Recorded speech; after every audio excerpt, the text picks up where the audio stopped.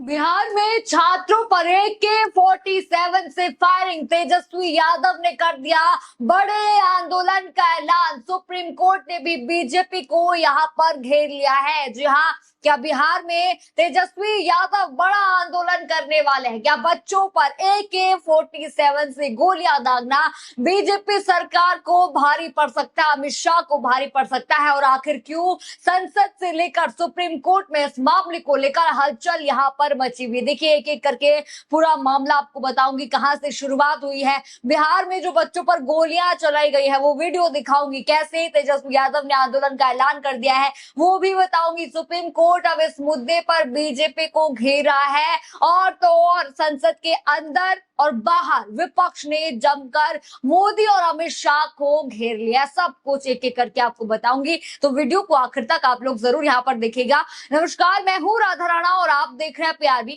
देखिए, आपको 20 जुलाई का वो काला दिन कहे जिस दिन संसद मार्च का ऐलान हुआ था, जिस दिन बर्बरता बच्चों पर हुई थी, लाठियां बरसाई गई थी, पैलेट गन इस्तेमाल हुआ था। अब देखिए यहाँ पर हुआ क्या, उसी को लेकर जब NEET paper leak, Dharmendra Pradhan का इस्तीफा और बच्चों पर जो लाठियां बरसाई गई थी 20 तारीख को, उसी को लेकर बिहार में भी छात्र जो है प्रदर्शन करने लगे थे, प्रोटेस्ट कर रहे थे वो। लेकिन देखिए हुआ क्या, प्रदर्शन कर रहे छात्रों के खिलाफ पुलिस की कार्रवाई को लेकर गंभीर यहाँ पर जो है सवाल खड़े हो रहे। दावा यहाँ पर किया जा रहा है कि छात्रों पर गोलियां चलाई गई है, वो भी देखिए बताया जा रहा है कि AK-47 से बच्चों पर गोलियां चलाई गई है। कई बच्चे यहाँ पर जो है घायल भी हुए हैं। जरा देखिए यहाँ पर वीडियो, आपको बिहार का ये दिखा दो, जरा वीडियो देखिए।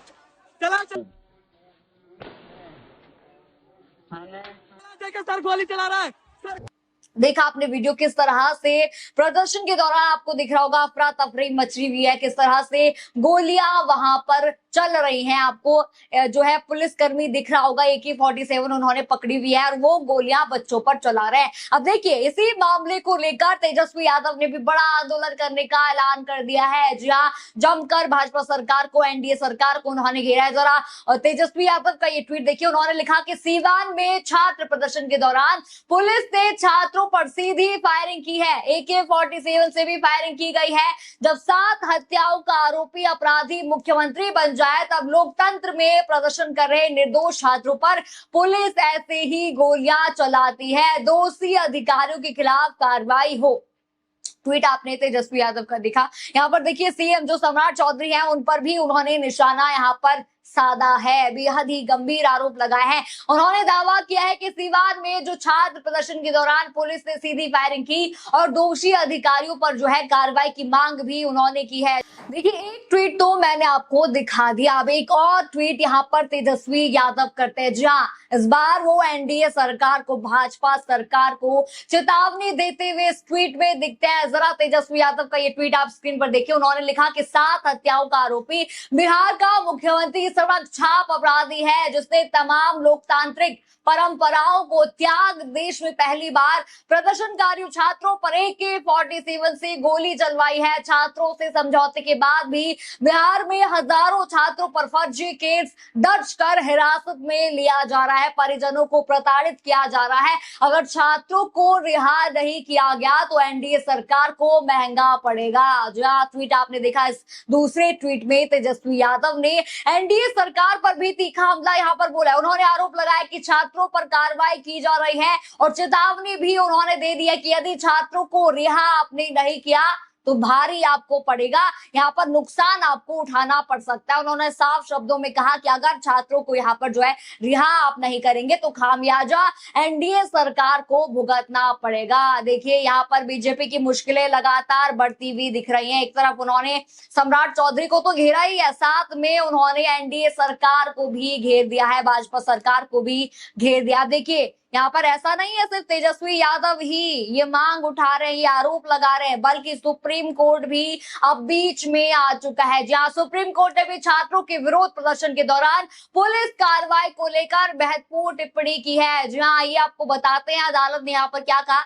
सुप्रीम कोर्ट ने कहा कि शांतिपूर्ण विरोध प्रदर्शन करना प्रत्येक नागरिक का संवैधानिक अधिकार है। केवल इसलिए कि कोई आंदोलन हो रहा है, पुलिस की कथित ज्यादती को सही नहीं ठहराया जा सकता।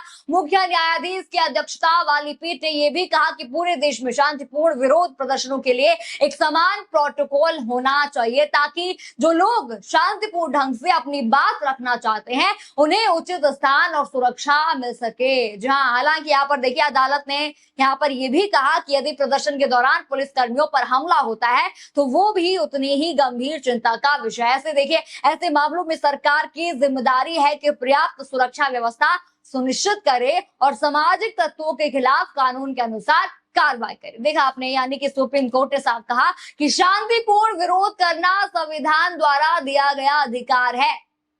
वो बच्चे वहां पर शांति तरीके से यहाँ पर प्रोटेस्ट कर रहे थे, इस तरह से आप लाठियां उन पर नहीं चला सकते। साथ ही अदालत ने यह भी स्पष्ट किया कि कानून व्यवस्था बनाए रखना उतना ही जरूरी है। अब इस पूरे मामले की देखिए अगली सुनवाई यहाँ पर मंगलवार को होगी, यानी कि मंगलवार को कल, यानी कि देखना होगा यहाँ पर क्या सुनवाई होती है। क्या भाजपा सरकार यहाँ पर गिरेगी, यानी छात्रों के साथ हुई कार्रवाई को लेकर अब बीजेपी सरकार चारों तरफ से घिरती हुई दिखाई दे रही है। जी हाँ, अब आपको एक और मुद्दा यहाँ पर दिखा दूं। इसी मुद्दे पर कांग्रेस अध्यक्ष मल्लिकार्जुन खड़गे ने भी संसद के अंदर यहाँ पर सरकार को घेरा है। जी हाँ, उनका बयान सुनिए। Rarest of the rarest occasion, then only it is possible.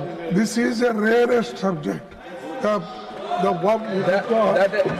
rarest of the rarest should be consensus of the whole house. It is not there what I can do. It is never happened in the history of India that the boys were beaten and they were dragged. The palace. House is getting again to make against you. Amit Shah is responsible. देखा आपने उनका बयान। उन्होंने कहा कि भारत के इतिहास में ऐसा पहला कभी भी नहीं हुआ है जब छात्रों को इस तरह से पीटा गया और घसीटा गया हो। देखिए साथ ही उन्होंने इस पूरे मामले के लिए गृह मंत्री अमित शाह को जिम्मेदार ठहराया, यानी कि अब सिर्फ छात्र नहीं बल्कि पूरा विपक्ष भी इस मुद्दे पर एकजुट होकर अमित शाह से जवाब मांग रहा। अब देखिए अंदर तो मुद्दा उठा ही संसद के अंदर, अब देखिए आपको बता दूं संसद के बाहर भी ये मुद्दा गरमाया, नारे लगे, पूरा विपक्ष वहां पर एकजुट दिखा। जरा तस्वीरें देखिए किस तरह से नारे जो है वहां पर लगे। बता दो आपको, नारे वहां पर लगे कि अमित शाह जवाब दो, लाठी का हिसाब दो, इस तरह से वहां पर नारे लगे। तस्वीरें भी आपको यहाँ पर दिख रही होंगी। विपक्ष के सांसदों ने छात्रों पर हुई लाठीचार्ज के खिलाफ जमकर विरोध प्रदर्शन किया।